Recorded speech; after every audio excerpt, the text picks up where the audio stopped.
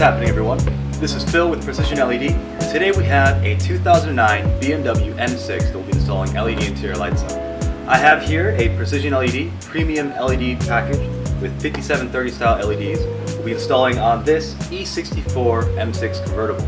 This is compatible with both the E63 Coupe and the E64 convertible, along with the non-M6 models.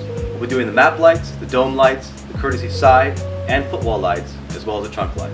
Let's go ahead and get started. Let's take a look at what comes in the PrecisionLED package for this BMW 6 Series. Inside we have the LED bulbs packaged in electrostatic wrap so that we don't damage the bulbs on delivery, as well as a 3-piece toolkit that comes with every single package that we sell, so you can properly do the installation and not damage the interior of your car while you're performing your work. We're going to be using the fork-shaped wedge tool to remove the overhead console. Moving from left to right, we're going to wedge the trim tool in between the overhead console and the trim of the roof and slowly pry using a slight twisting motion to release the clips from the roof liner. Once we have it removed, you do need to remove the 3 sets of wires that are connecting the overhead console to the electronics.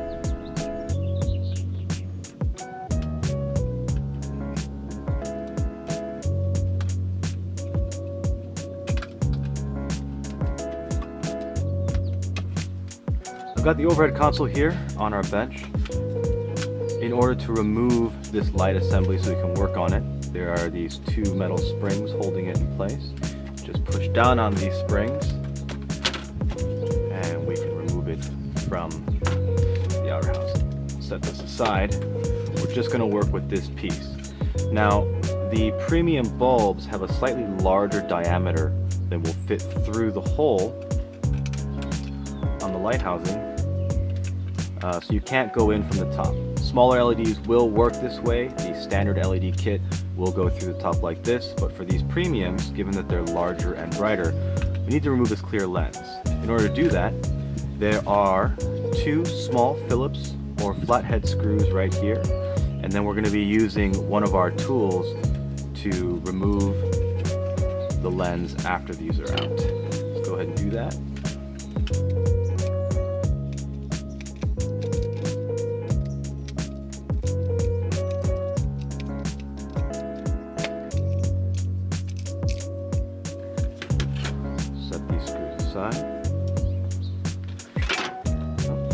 And it just comes out. I guess if it was giving you trouble, you would use this tool to gently pry it from the housing like that, and you would just work your way around the ring. Now that we have it off, we can insert these bulbs from the bottom so we have less trouble working with them. The easiest way to do that, take your halogen bulb out, insert it back into the panel, take your dome light, line it up, and then just push them in. Now these premium bulbs are not polarity specific, so it's okay if it's plugged in this way or the other way around. It'll work just fine, but as you can see, they fit right into place. So let's go ahead and do that for the map lights.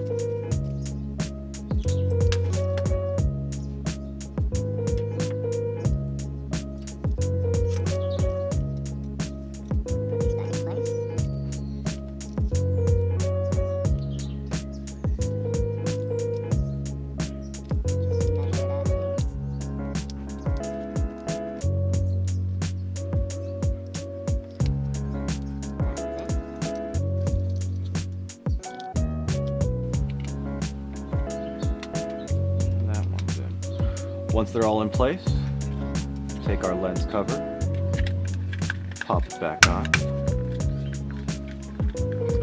and put the 2 screws back in.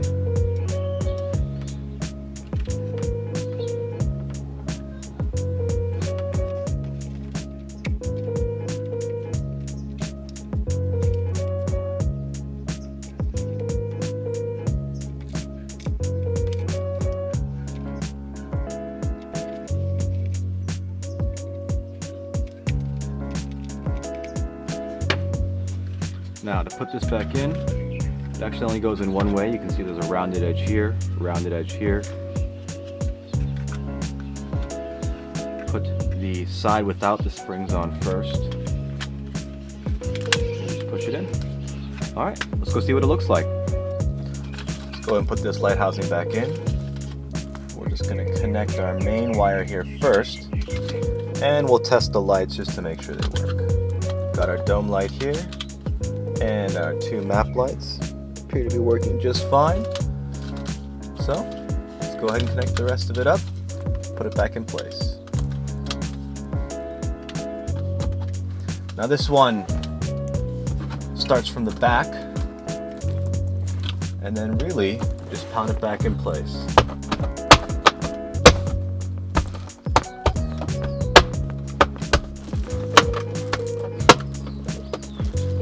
And there you go. Moving on. So we're going to be working on the vanity mirror lights. We're using the back end of our serrated knife tool, and as you can see right now, it's just a halogen bulb. So, starting from the side closest to the interior of the vehicle, I'm going to pop the panel out. All you have to do is remove the old bulb and insert the new premium LED. Again, these are not polarity specific, so should work either way. Once you have it in, you test it to confirm that it's turning on. Just pop it back in place. And that's all you need to do.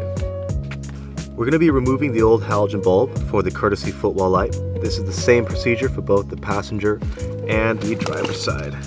We're going to be using the flat end of our serrated knife tool, and we'll be working on the edge closest to the interior. That's the side that's going to pop out.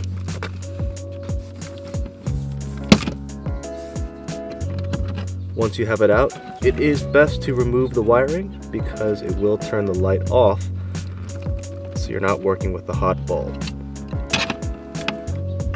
We've moved our courtesy footwell light to the workbench here so I can get you a better view. This metal panel has to come off. You can just use one of the tools here to push on the metal piece, and that slides off. It'll actually go either way, but for this demonstration we're going to go towards the side where the connector was in place. Once that is out, you'll see the festoon type bulb that needs to come out. Just use the pointy side here of our serrated knife tool, and we'll just pop that bulb out. There you go. The new bulb goes in just like the old bulb came out. We'll put one end in here first. Make sure it clicks into place, and also make sure that you point the LED in the direction you want the light to go, which is through the panel. Once you have it in place, we'll take our metal shield and slide it back in. Installation is the same as the removal, and we'll go ahead and see if these lights turn on.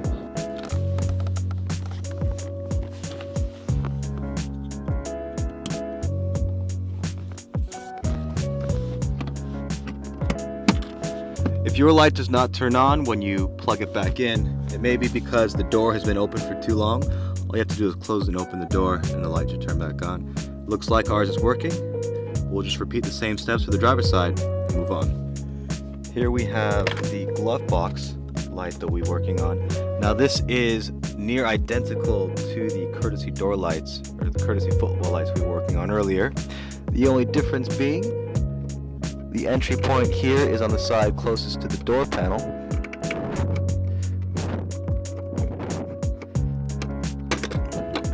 Once we get that out, you can see that this is the exact same installation as the courtesy footwell light.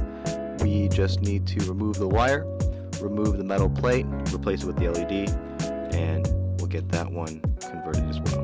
We're working now on the courtesy door light on the driver's side. The procedure is the same for both the driver's side and the passenger side.